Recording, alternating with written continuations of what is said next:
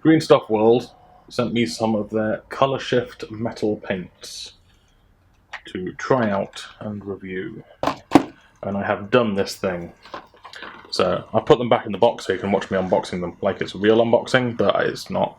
I've unboxed these before. I've even used some of them. Paints. So this is set 1. I'm gonna say it now.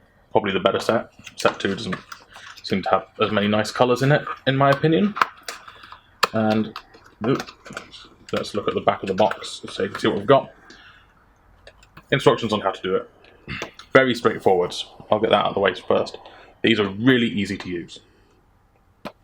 You've got Burning Gold, which is a kind of yellowy going to reddish one. Like whatever colour is in the middle, that's when you're looking at the reflections coming at you straight on. Whatever's at the edges, that's the colour that's not reflecting towards you. I don't know the correct scientific terms for these things. You've got Burning Gold, Cobalt Blue, Psychotic Illusions, because obviously that's a kind of colour, Toxic Purple, Celestial Azure, and Nebula Copper. Psychotic Illusions? Really? This is a ridiculous name. I'm going to say it. This is a ridiculous name. It's quite a pretty paint. It's a ridiculous name. So if you're not familiar with what colour shift means, if you've ever seen a really fancy car in the street that looks purple from one angle but green from another, that's colour shift paint. Basically, depending upon the angle that the light is reflecting off the paint, it's a different colour. I don't know how it works. Someone in the comments will explain how it works, I'm sure. But it's a very common thing, mostly on cars. It's also kind of that iridescence that you sometimes see on beetles and various kinds of insect. Why do we have miniature paints for this then? Well, because some people wanted it, I guess is the answer. So here are the paints. They've all got, can you hear that? They've all got little agitators inside, which seems to be a common thing amongst Green Stuff World paints. This is Nebula Copper. As you can see, inside the bottle, it just looks like the copper colour. Azure Cobalt Blue, however, just looks kind of clear. Well, white, I guess. Burning Gold is a weird kind of yellowy colour. This is Toxic Purple. Again, doesn't look purple. Has the biggest agitator in the world in it for some reason. That's huge. That sounds huge anyway. Celestial Azure, again, looks clear. Kind of can see the pearlescent thing going on there. And then you've got Psychotic Illusions, which kind of looks a little bit like Vimto. If you know what Vimto is. Don't drink it. So there's another set over here, set 2. I'm not going to get them out. Which has got Mystic Gold, Emerald Getaway, which I'll get into that one in a moment. Tropical Green, which doesn't look green. Red Goblin, which is kind of green to red. I haven't tried that one. Storm Surge Green, and Martian Green. Now, these are mostly various kinds of green, you'll notice. Almost as if they're for doing lizard-type peoples. They all fell out of the box. The lid came open, and they fell out. You get a little thing, it's just the front of the box, back of the box. So, same kind of deal. Most of them look kind of white, and we'll get into why that is. The ones with a really strong colour actually have that colour in them. So I'm going to show you some of the results, and I'll show you how to apply them, and then I will show you a miniature with one of them applied.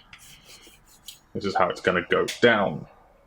Now, I've tried out Psychotic Illusions mostly, because it's the classic, in my mind, colour shift paint that you see on cars a lot. Green from one angle, purple from another. I also tried out Celestial Azure and the Burning Gold from this set. I haven't tried out the other 3, but I'm given to believe that they all work. They're all applied the same, and they all do exactly what is suggested by these pictures. you know, head on, and that's the edges. So let's start with Psychotic Illusions. I have some spoons for you to peruse. So first up, it says you should apply it over a black base coat to get the colours that you want. So I did that thing. So it's kind of hard to tell on camera because of the way that the lighting I'm using works. And this is one of my complaints about these colour shift paints. I can see this in real life really easily. What's going on here? It's like on to you, this bit is green. Back here is actually kind of reddish, purpley colour to me. But on the camera, because it doesn't have HDR, it's not really picking it up that well. Bit of a shame, to be honest. I could probably try and overexpose it, but then you won't be able to see anything. This is my first attempt, which is just over some black primer. Now it kind of has a bit of a satin finish, and they suggest for best results to do it over a gloss finish. I will show you the difference in a moment. But again, on the camera you might not be able to tell effectively. So this has it kind of ends up with a glossy finish. It is a metallic paint. You should be able to see, assuming that the compression doesn't murder it, but it is kind of grainy. And that's because it is metal flakes suspended in acrylic medium. And that's how it works. It's metal flakes. So like, say, Games Workshop style metallics, or some of the cheaper metallics with the coarser metallic pigments in, you can see the grain of the pigment. And this, I did about 10 thin coats over some black with this, and it still came up grainy. You can't get rid of that graininess. It's just the nature of the beast. And yeah, it looks kind of good. It works well. It does exactly what it says on the tin. It's a colour shift. It's a colour shift metallic. If that's what you want, then yeah, they work. They definitely work. End review, go buy them. Okay. Here is one that I did the same satin primer, but then gave it a gloss coat of varnish. Now, again, might be hard to see on the camera, but it looks a bit shinier. Just a little bit. Here's a comparison. Yeah, you can see it on the camera when they're side by side. This one was over the satin coat, this one was over the gloss coat. Same number of coats of paint. You can see the colour is much more intense on the gloss coated spoon. The reflection is actually kind of the same. And that's because we've covered up all of the gloss and left it with just the reflective qualities of the metal flake. But you can see that the contrast is higher and the colour is more intense on the gloss-coated spoon. So yeah, definitely apply a gloss coat over your black primer before applying this paint. Now you can apply this with a paintbrush, but I didn't try that. I feel like it will just take forever and you won't get a smooth coat. So I'm going to say, they say you can use a paintbrush with this. I'm going to say just use an airbrush to do this stuff. It's limiting, but given the size of the flake in it, I think if you just wanted to say like a glaze, if you want to glaze it over an existing colour to get a kind of iridescent sheen, like you would say over a beetle, it's not going to work. You have to build this up to an opaque layer for it to actually work and for you to not see all of the specklediness of the grain. And you'll see as I apply it to one of the spoons in a minute what I mean by that. Now what happens if you apply it over different colours, say a metallic paint? So here I've got the before. This is a spoon with some Vallejo metal colour silver on it. The nicest acrylic silver that I have. As you can see, zero grain, completely smooth, absolutely gorgeous, nice and reflective. No gloss on that. This is Psychotic Illusions over that. As you can see, it's now mostly just red. Very little of the green slash blue is coming through. Same number of coats of paint as over the black, but you're basically just getting the red. So in conclusion, putting it over anything other than black doesn't really seem to work. It's an interesting effect, but it mostly just looks coppery at this point, which is what this looks like. This kind of, oops, wrong side. This kind of colour is basically what's going on inside the bottle here, where it's all built up into a huge mass and doesn't have room for the light to reflect properly. So yeah, over a silver base coat, you'd think maybe that'll make it shinier. No, it's not a translucent paint. It is not a candy coat or anything like that. It is just an opaque metal flake, and it looks weird when you apply it over a silver because none of the colour comes through. I don't know the reason for that, considering that it is opaque, but that's what happens. Evidently, there's still enough of a gap. I'm wondering if I built this up over 300 layers, eventually it would go the same as the ones that are black, but it's a bit weird. I don't understand the science behind it, I only know what happens. So that's the Psychotic Illusions. Do they look like your Psychotic Illusions? Comment below. That name is really, really bad. You need to change that name, Green Stuff World. It's a terrible, terrible name. So I tried some of the others from this set on spoons. I tried the Burning Gold. I was like, what if that looks like gold? It doesn't.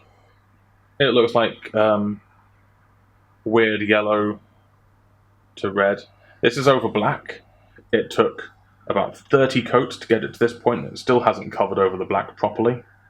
I can still see some of the black undercoat through it. Standard problems with painting yellow over a black primer, and I think it would just not look colour shift over, say, white. So can't recommend this. Also, doesn't look anywhere near like gold. It's rubbish. Don't like Burning Gold. What else did I try? I tried, what's it called? Celestial Azure, which is this one. It's blue. Now what I've done with this one is I've actually dipped it into some future floor polish to give it a bit of a glossier coat to see what effect that would have.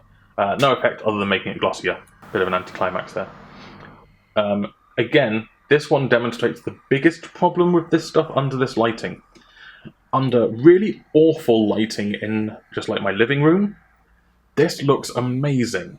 Like with a low intensity light source that's far away, you can see all of the different colours just on the back of the spoon here.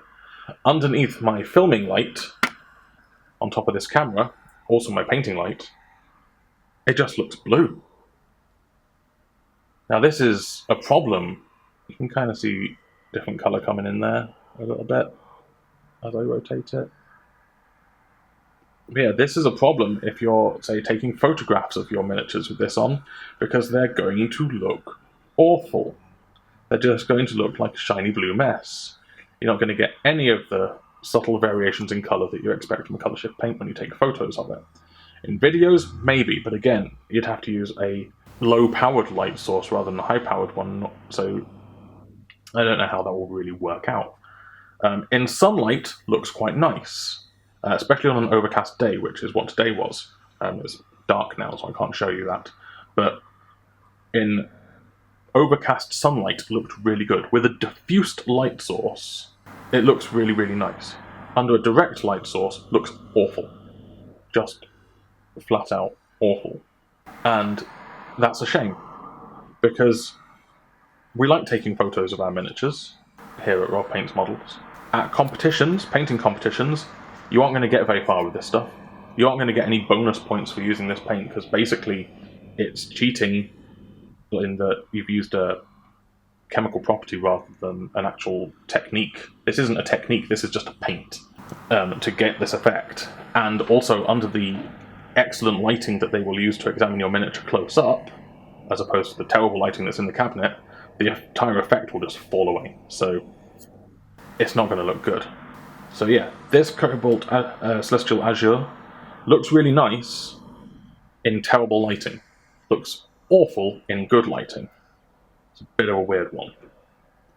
Those are the ones that I tried out on spoons, and I'm going to try out a different one in a moment. I'm probably going to try out, let's say, nothing from set 1. I'll probably try out something from set 2. Now this is a miniature. A standard GW miniature, something I thought would be appropriate, because, it's a lizard. And on the front of the box, there's a chameleon, or a iguana, or something. I don't know lizards. So I was like, I will try one of those out. This is what's it called? It's got a weird name. Emerald Getaway. I want to say Gateway, but it's Getaway. Which, according to the picture, should go to a kind of bluish purple right at the edges, which it does, but it's been so long being this awful green colour that it just looks awful. The other thing is, it doesn't look right at this scale. It just looks tacky. Once you start looking closely at it, you can see all of the grain of the metallic flake. You could put a wash over this, and then put a gloss coat over that to get the shine back. But I think ultimately trying to integrate this into regular painting techniques is going to look bad. It's not like true metallic metals where you can actually control where the reflection points are on your model quite easily by applying matte paints over it. You'll have to work this so much that you won't have any color shift left, essentially. You can't highlight this. You can probably shade it, but you certainly can't highlight it. And it just looks like an absolute tacky mess. That's a bit of a subjective opinion, I know. If you like this, then go for it. But I hate it. I think this looks awful on like an infantry-shaped model. What is it? It's about 32 millimeters tall. It just looks terrible. I can give you an idea of why I think this will look good, because it ain't this. I think this would look good on smooth surfaces with compound curves on, such as Eldar stuff. Games Workshop's Eldar range, the regular Craft World Eldar, those jet bike canopies I think would look great with this stuff on. The Wraith Knight will look amazing with this stuff on. But so long as you commit to it, which is, you cannot combine these techniques with, say, regular traditional miniature painting techniques like edge highlighting, because it won't look right. It will look completely wrong. Because you're using a real-life effect next to small-scale miniature painting effects. The thing we do in small-scale miniature painting is we paint light onto the model. Because the models don't reflect light the same way that the full-scale version of them do, we add light and shadow to our models in order to create more definition and actually increase the contrast to everything so that you can see what everything is. When you start using real-life effects, and metallics tread this line, but these go all the way to this is just a real-life effect. When you start doing that, you can no longer use those techniques because they look wrong next to each other. In the same way that miniatures with non-metallic metal in pictures look better from the correct angle than something painted with metallics, but look bad in real life because they don't respond to light sources. If you combine different techniques, it looks wrong. So this is one of those things where this is such an extreme technique all the way over to a real-life property of paint that you can't actually apply regular miniature painting techniques or knowledge to this in order to be able to get a result.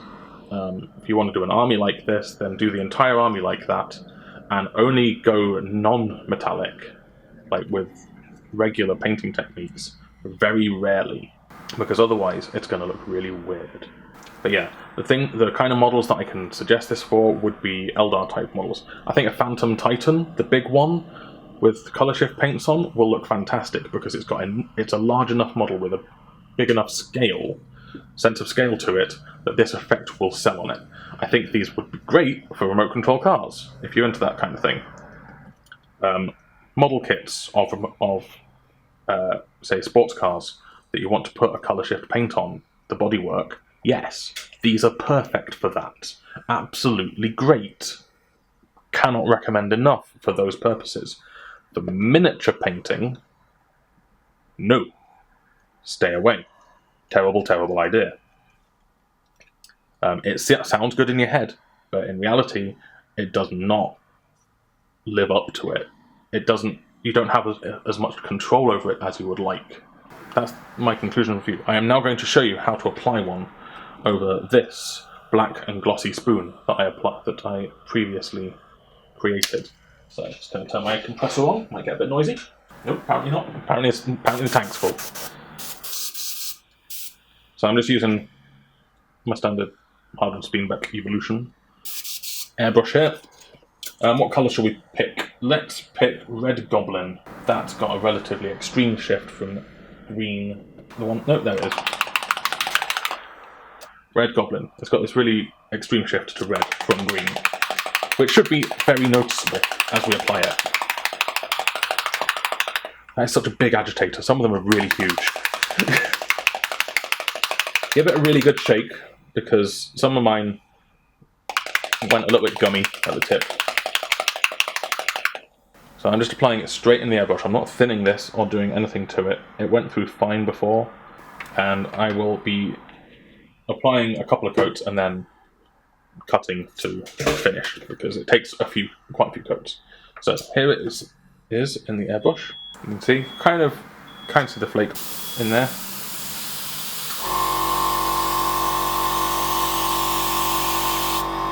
Right, it's coming through nicely. Wipe off any dust that's on there. And you want to apply it in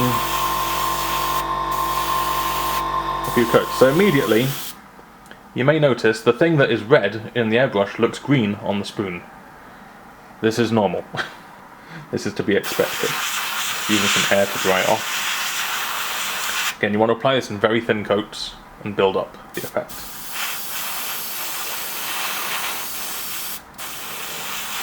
Just doing a coat, then using the air to dry it off.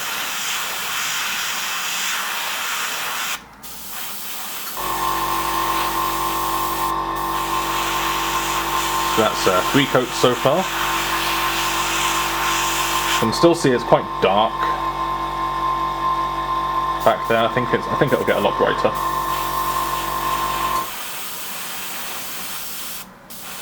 I can just about make out the red shift coming through now. It does suffer a little bit from tip dry, but is otherwise actually pretty good for a metallic being applied through an airbrush. Sometimes they're pretty bad for tip dry. As you can see over the white paper here, well, maybe not there,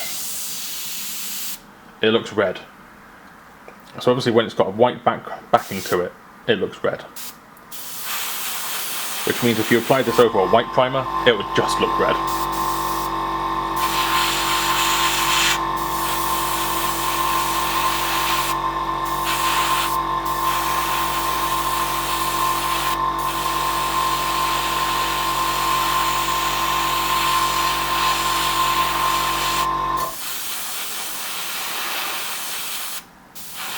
Now it's building up nicely. You can see this one on the camera quite nicely, so I'm glad I chose this one.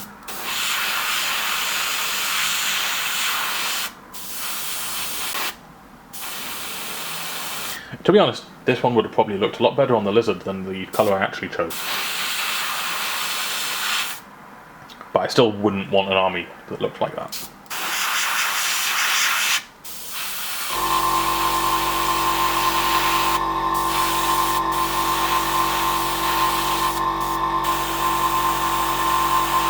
Okay, I think we're basically done now. Any more layers that I apply will start to shift it more towards the red end, and this is enough. As you can see, this actually works really well on the camera.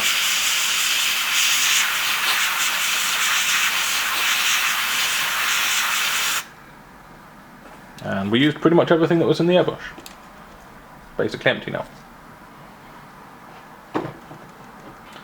Cleaning, definitely run your airbrush through the ultrasonic cleaner afterwards to get all the flecks out, because you don't want, just like with using a metallic paint, you don't want to get it into the rest of your paints and contaminate. So there we have, that's Red Goblin. It's actually much closer to yellow than it is to green, which I guess is kind of true if you look at the picture. It is yellow in the middle, passes through green to get to red, but mostly I'm just getting a transition from yellow to red. This is more effective at being burning gold than burning gold was, in my opinion. So there's your colour shift paint. Like I said, very easy to apply. Yes, thank you to Green Stuff World, where you can buy this stuff. greenstuffworld.com, that's where you can buy it. For sending me this stuff to review. I probably won't use it for any of my personal projects, unless I decide to paint a Phantom Titan, in which case I think it'd be really good for that. I think set 1's got the best colours in it, to be honest. Although, you know, Red Goblin is pretty good. It's pretty nice, actually. That old Red Goblin, pretty good. Quite like that one. It's a keeper. But yeah, thank you to them for sending me this stuff to review. There are links where you can buy this in the description. Check out my other videos. That would be nice. End screen. You can subscribe to my channel there. Check out my Patreon where you can get access to painting tutorials and colour guides and things like that down there. There's another video you can watch up there. Might be another review, who knows. And then my social medias over there. Bye bye. Spoon.